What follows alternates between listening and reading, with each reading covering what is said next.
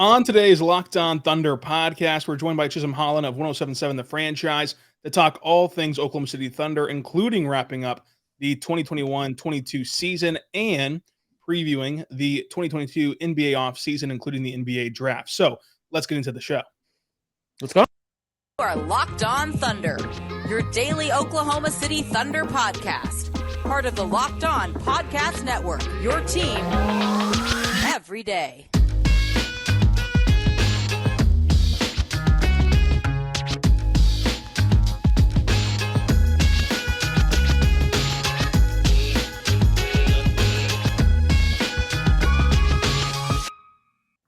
Let's get it going on the Locked On Thunder podcast, on the Locked On Podcast Network, your teams every day.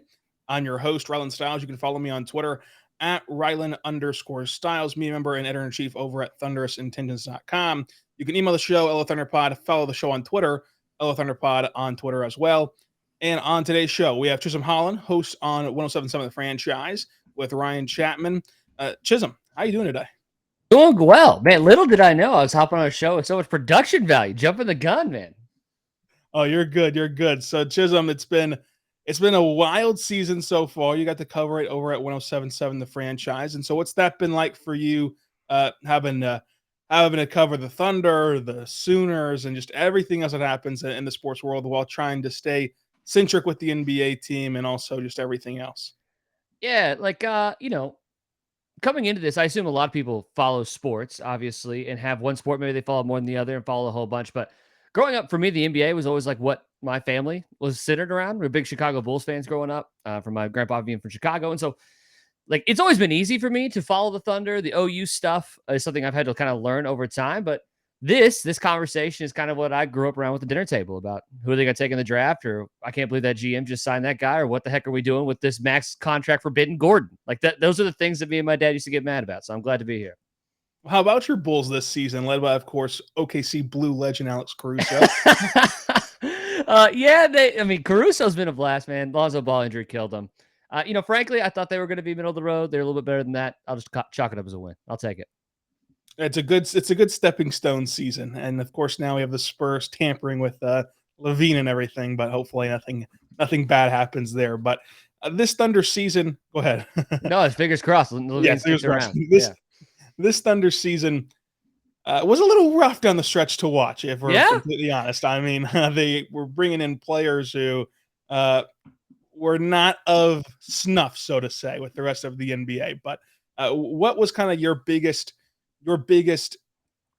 moment of the season that you learned the most? If you had to just say your biggest takeaway from the season was what for the Thunder?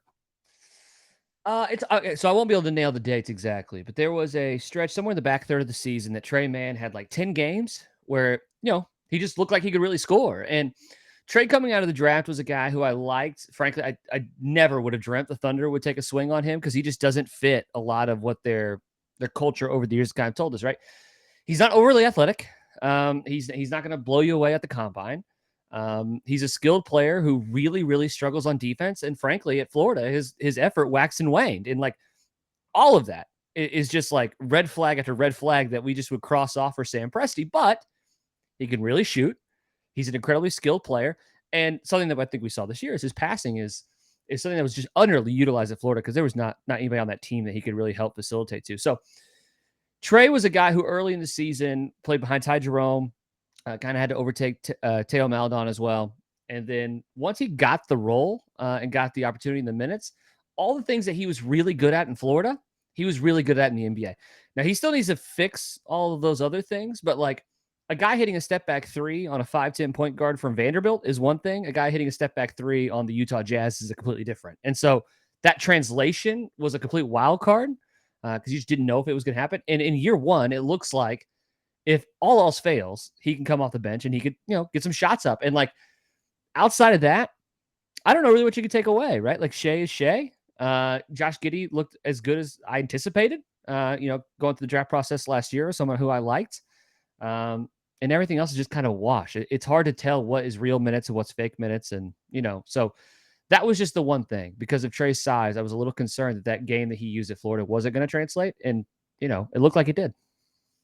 So speaking on Josh Giddey, I mean, they made the pick at 6, and it was a very interesting decision. And then we saw Josh Giddey run with that. This whole season, winning Rookie of the Month every year every month he was eligible for it. Sure. Obviously, got no Rookie of the Year votes in this year's cycle, and we'll see how he finishes on the All Rookie teams, first or second team.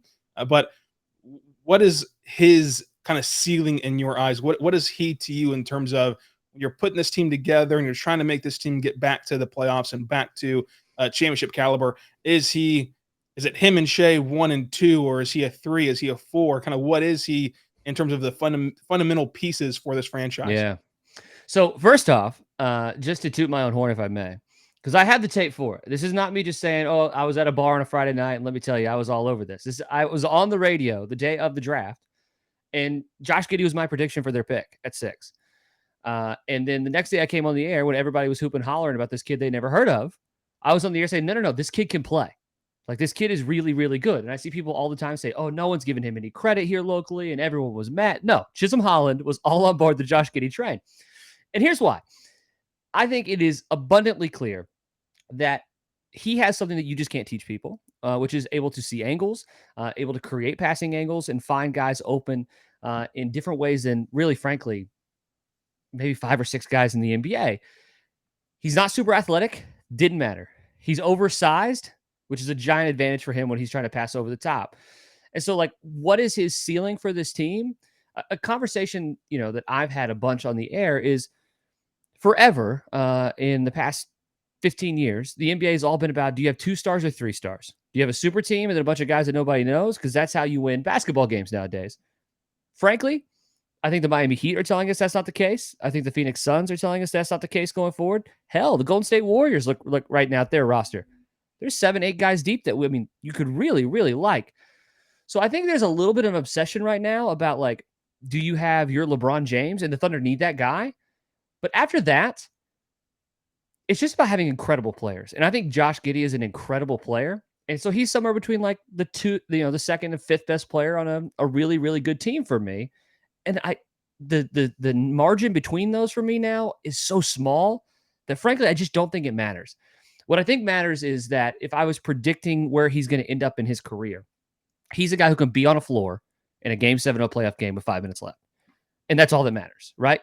But I don't think he's, the LeBron James of this team. I don't think he's the Kevin Durant of this team. I don't think he's that guy, but he's one of the other 4. And those guys are also hard to find. And so I think it's a home run pick. I think it's an absolute steal. His wild card, like his flip skill, got to be the shooting.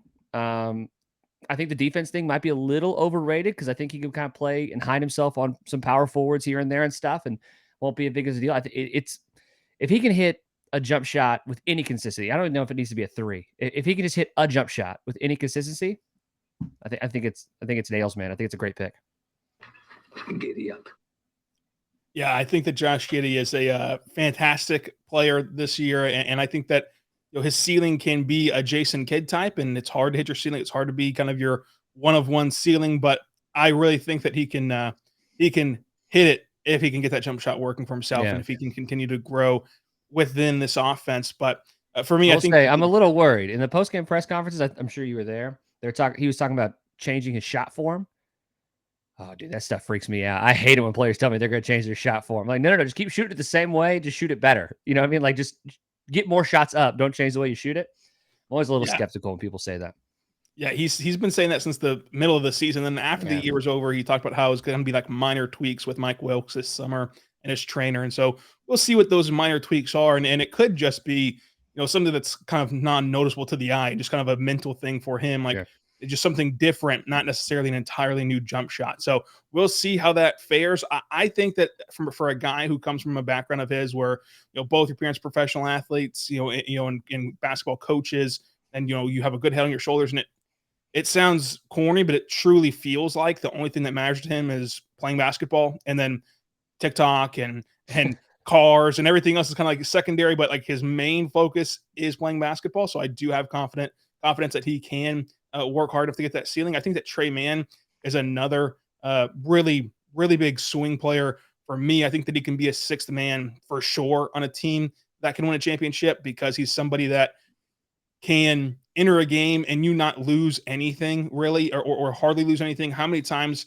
during the previous Thunder era were you taking off Russell Westbrook and Kevin Durant and your bench was a minus 20 and you just kind of ruined everything that you had built? I think Tre Mann can at least be a guy that steadies the ship whenever you need Shai and whoever else is on that team to come out and get a breath in the playoffs. And I think that Tre Mann can play in the playoffs and maybe even, depending on who you draft, have some sort of weird closing lineup where he's in the lineup with Shai and Giddey and Jabari Smith or whoever you draft, kind of like you saw with the 3-guard lineup of Billy Donovan during the bubble season. So it's a very interesting team, and how they move on from here will be of great consequence, obviously. So coming up, let's talk about the offseason and how the Thunder can contort this team this offseason and figure out how to get back to the playoffs in the distant future or in the near future. But first, let's talk about our good friends over at BetOnline, folks. BetOnline is your number one source for all sports betting stats and info. Finally, the sports development league news and basketball playoffs, Major League Baseball, and Kentucky Derby this weekend, all at BetOnline. It's a continued source for all your sports wagering information from live betting, playoffs, esports, and more. Go to the website today or even use your mobile device. BetOnline is where the game starts, and it's so easy. You can just type in BetOnline, and then you can see their sportsbook pop up, and you can bet on sports in a matter of minutes. In the time it takes this commercial to run, you can bet on sports. So go down to basketball. Let's see, the NBA playoffs. Got Mavericks, Suns, Mavericks 6-point underdogs. Chisholm, what's your call there? Luka obviously played really well in game one, and I think that's probably about the apex you could expect out of them. Man, the Suns just look like they're going to run away with that as long as they're healthy. So I'll go Suns -6. Check out BetOnline where the game starts. We are back on the Locked On Thunder podcast, on the Locked On Podcast Network, your teams every day. Thank you for making Locked On Thunder your first listen every single morning, every single day. We're here for you, talking Thunder basketball. For your next listen, go check out the Locked On NBA Big Board Show, hosted by Rafael Barlow of NBA Draft Junkies and author of the NBA Big Board newsletter, as well as Richard Stayman, Sam Ferris, and many more, joining an in-depth look on the NBA draft, mock drafts, power rankings, and of course, big boards, free and available wherever you get your podcast from. So, Chisholm, we're back now, and this offseason will be one that is very interesting for the Thunder.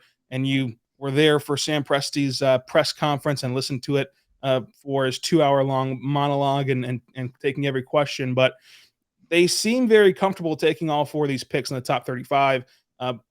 That would mean that you have to create 4 roster spots. And you look up and down this roster, and the team is flexible enough to do that. I mean, I think that you can have, of course, SGA as a lock.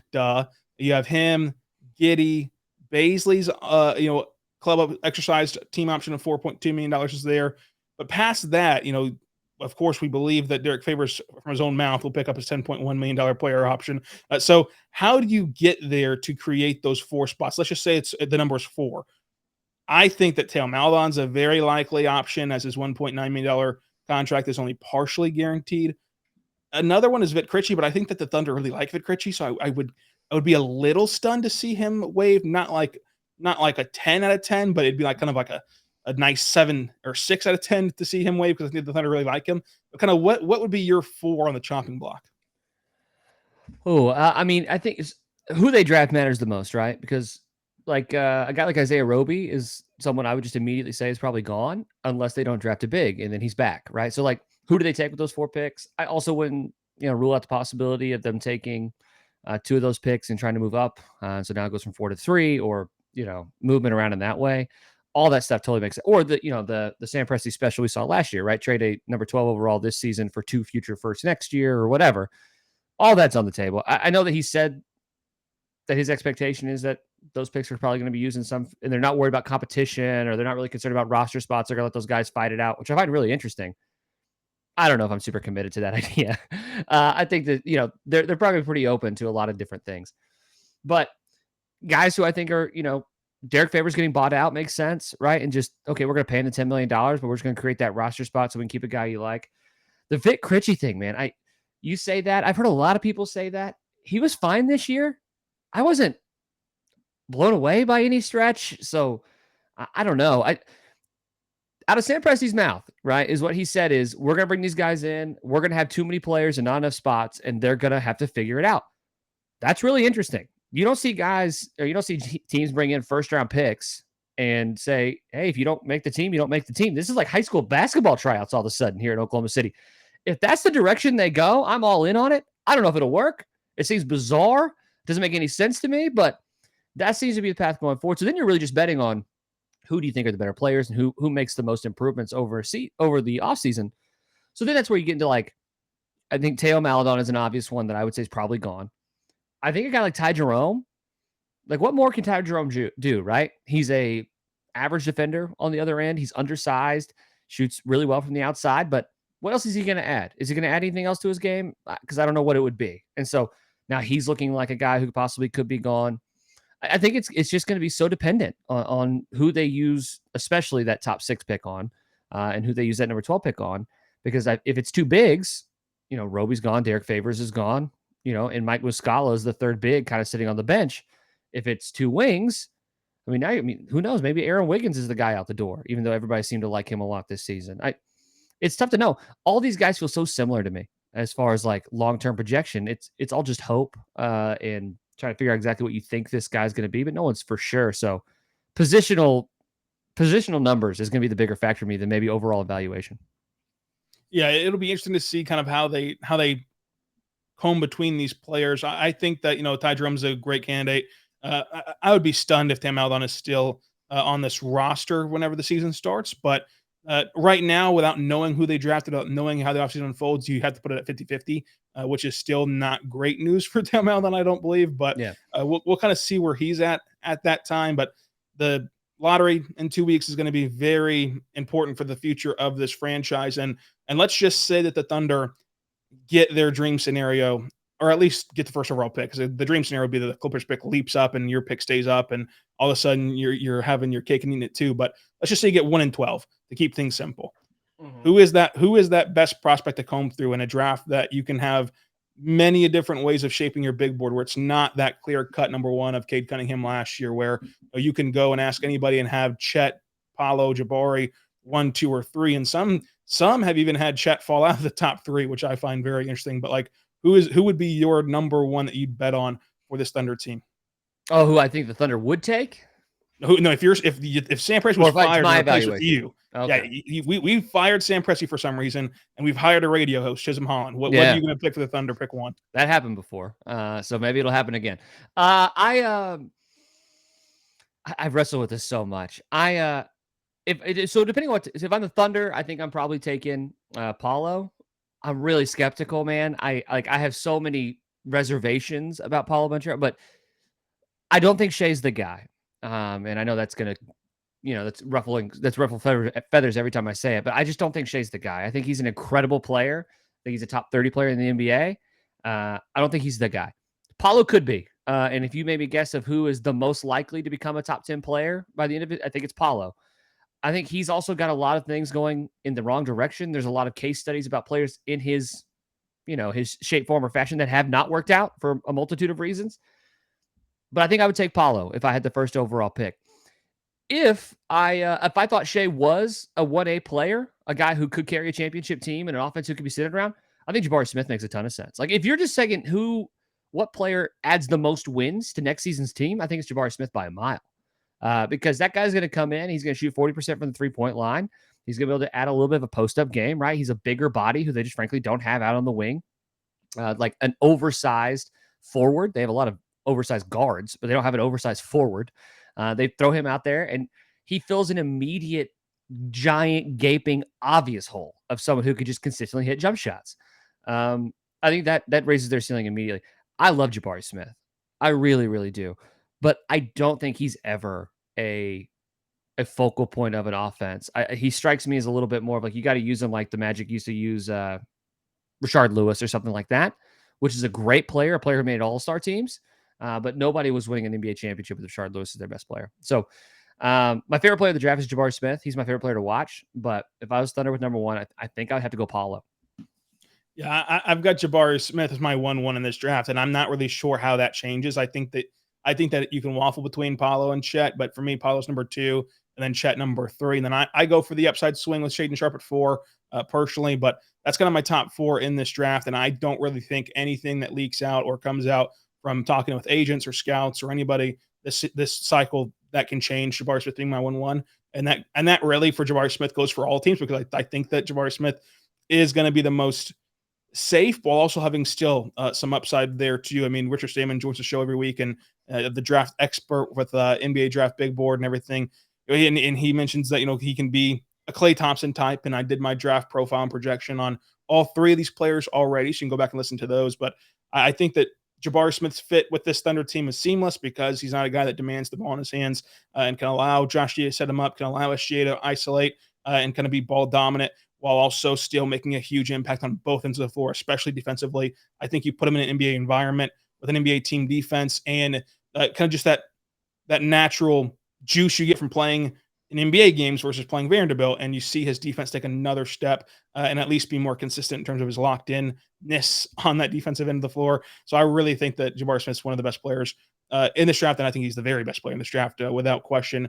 I can still see myself flipping Chet and Paolo as we go along, but I think that that's pretty well set too. But I think that there's nothing that can come out about Jabari Smith to take him out of my number one spot, barring something just out of a movie, just craziness happening for him. But kind of where do you have Chet Holmgren? Because I think that that's another mystery player that, mystery in the sense of he's awkward on the floor a little bit, that Sam Presti would kind of jump at. So where do you have Chet Holmgren in this draft?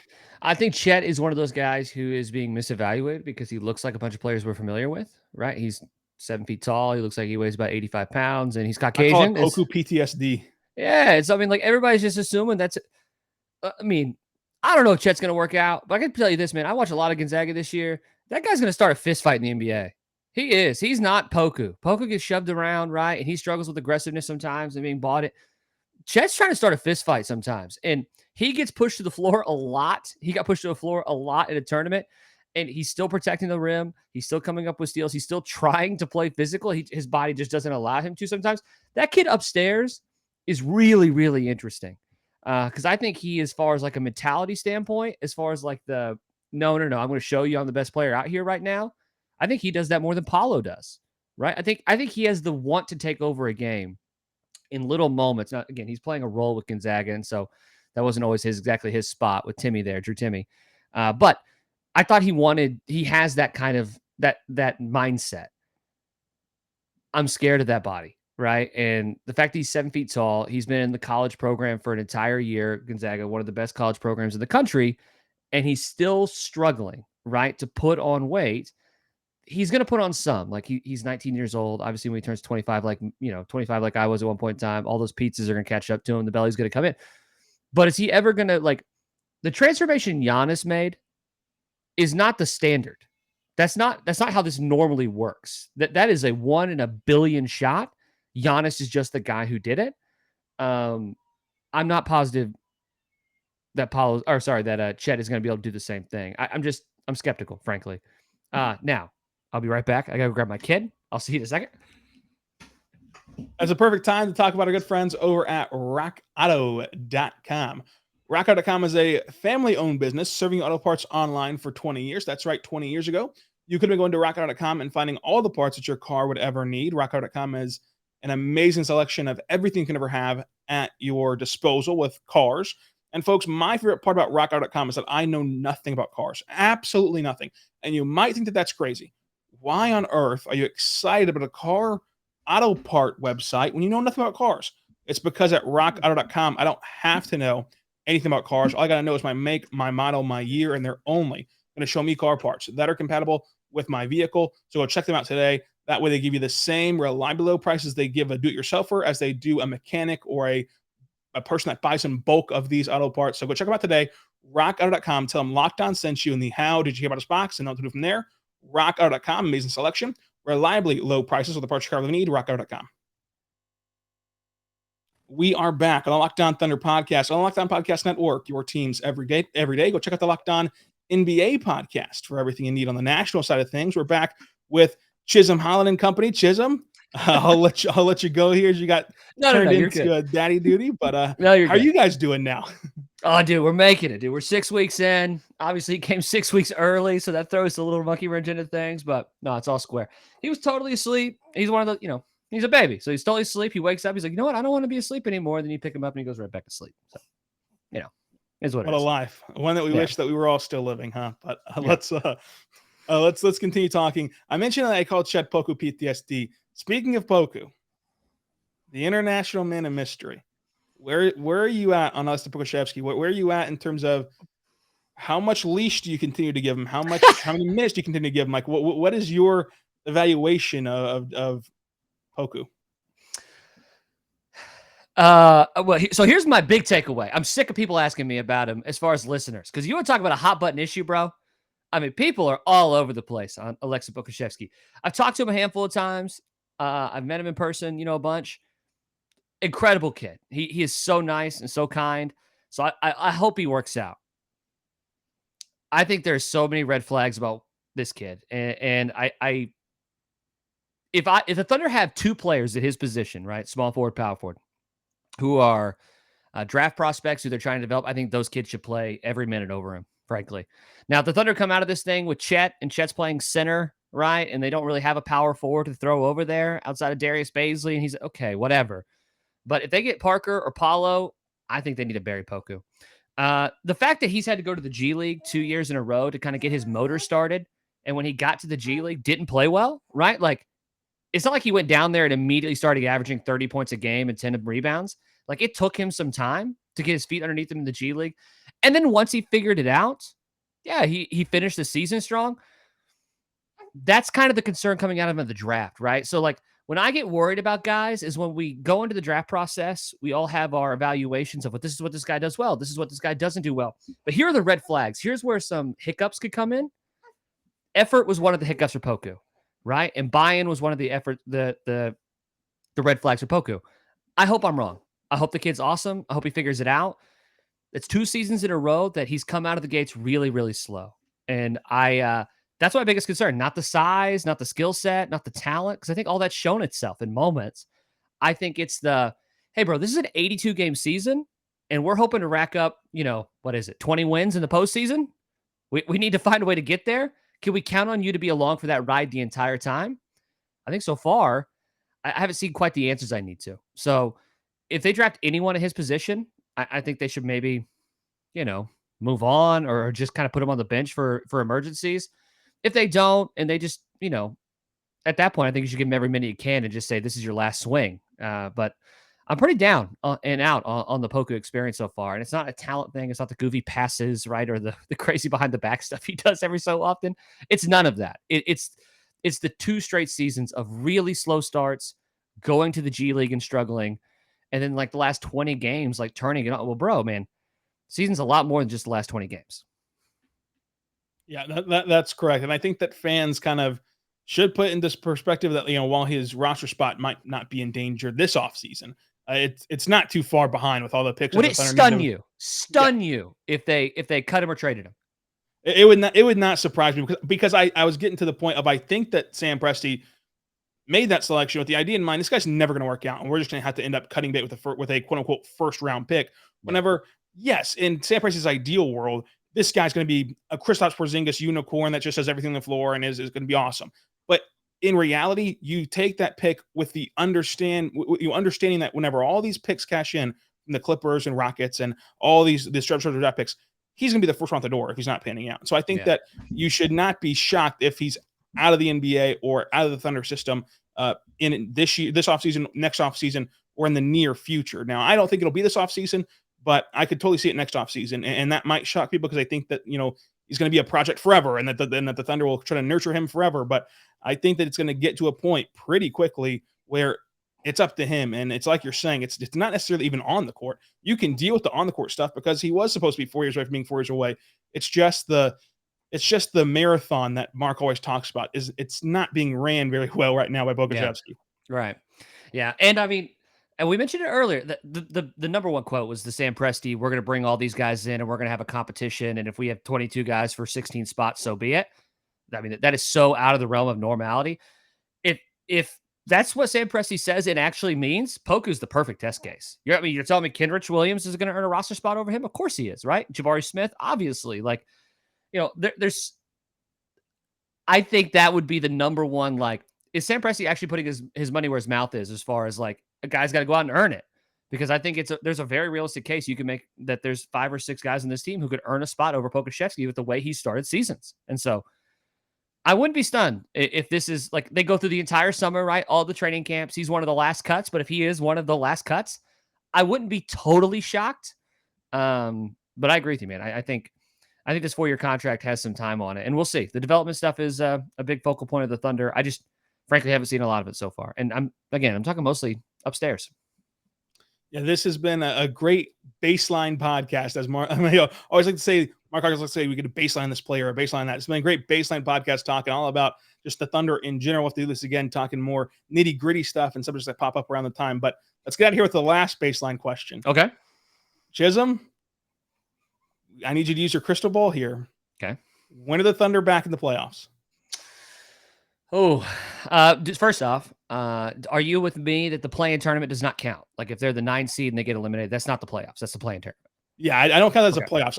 It's really stupid. They got to play a 7-game series. Yeah, it's really stupid. But in my mind, I say it's the postseason, and then you get to the playoffs, and that's the playoffs. It's really stupid, but I just cannot get myself to go playoffs on play, and that's why it doesn't count as playoff stats. No. They don't. No. So no, I agree with you. The play-in tournament's not the playoffs. 2 years. Not next season, but the season after. That feels right to me because you're also kind of timing it with the teams.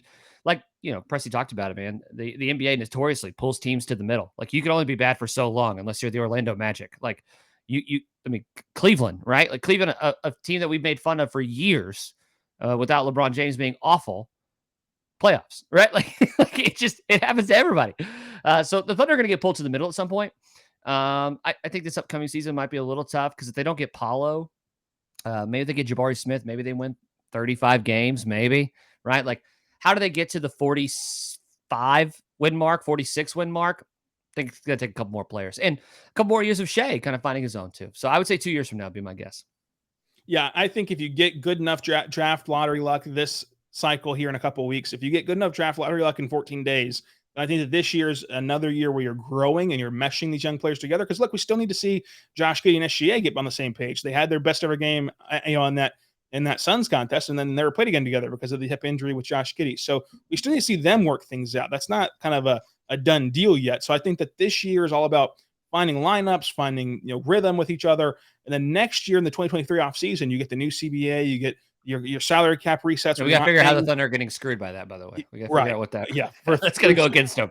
3 straight cycles, but you're not paying Derek Favors anymore. You're not paying Kemba Walker anymore. You're not or Kyle Singler. Yeah, you're not playing Kyle Singler anymore. You are clear out of the woods here on your salary sheet. You're only really paying SGA on that max contract, and the rest of them are on rookie deals or close to it. And so I think that 2023 is a year where you start to consolidate draft picks for proven NBA talent, and then also open the draft if you need to as well. So I think 2023, you start to take that step because obviously, as of right now, the Thunder are operating as if SGA is the guy or the guy number 2, and you've got a 5-year window here with SGA. So you're going to burn this year with another developmental year. Then you got 4 years left. And then your first year in the playoffs, barring something crazy, you're not going to just hit the ground running. You're going to need another year of growth for these young players like Josh Giddey, learning how to play playoff basketball, and a coach learning how to coach playoff basketball. So that first playoff year, you're still going to not count on it to be anything special. So then you're down to like 3 years with SGA. Right. That's guaranteed. Now, we all hope that SGA stays here forever, but that's just not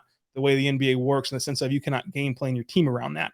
But we all hope it is going to be true. But, I think that that's kind of where I get the 2023 notion, as well as just kind of the little hint Press he left in that 2-hour-long press conference about the CBA and things like that. So, yeah. Chisholm, this has been awesome. Thank you for joining us. Where can they find you? Where can they find all the stuff that you do around the Thunder and also just around Oklahoma sports in general? Yeah. So I'm on every day, 3 to 6 p.m. on 107.7 The Franchise, trying to make it work. I'm not saying the show's good, but it doesn't stink. I think we're somewhere in the middle. I call us mediocre. I think that's more than fair. So enjoy me there. Ryan Chapman does a great job. Obviously, he carries most of the weight on that show. So you can listen to me on Chisholm and Chapman on The Franchise. And that's, on Twitter at Chisholm Holland, man. Try to make it easy on you.